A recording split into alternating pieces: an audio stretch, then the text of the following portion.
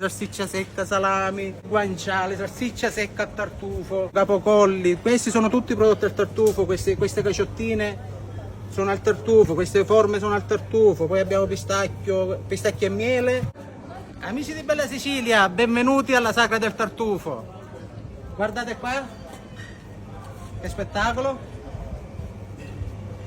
C'è l'imbarazzo della scelta su cosa gustare prima. Partiamo dalla carne, fiorentine, costate, carne di vitello, maialino nero, salsiccia a tartufo, salsiccia semplice, poi abbiamo le nostre prove al tartufo, quelle normali, salsiccia secca, salami, guanciale, salsiccia secca a tartufo, di tutto, capocolli. Questi sono tutti prodotti al tartufo, queste caciottine sono al tartufo, queste forme sono al tartufo, poi abbiamo pistacchio e miele, pepe nero, bianche, peperoncino, e questo banner è fatto nel corso degli anni della nostra saga. Tutti i momenti più emozionanti testimoniati in questi scatti. Sì, ci dovreste essere anche qualche foto vostra qua. Invitiamo tutti a Capizzi a vivere questo evento tutti gli anni.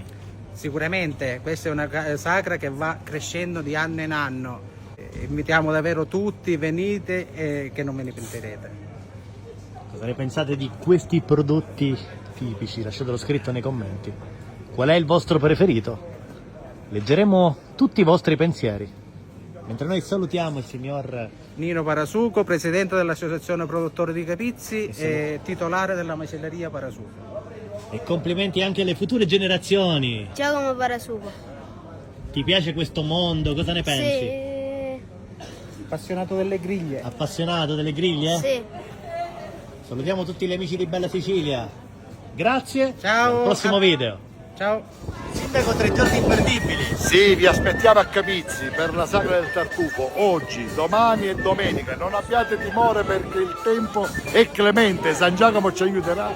Venite con noi e ci divertiremo assieme in questi 3 giorni che rimarrà indimenticabile ed indelebile nelle nostre memorie. Vogliamo anticipare cosa aspetterà a tutti coloro che verranno? Sicuramente tanta musica, tanta cultura, tante mostre, tante visite guidate, tante escursioni, ma soprattutto tanto buono cibo. Saranno 3 giorni che non dimenticheranno facilmente. Non si possono dimenticare facilmente, anche perché la nostra accoglienza è più unica che rara. E alle sue spalle il gruppo folk.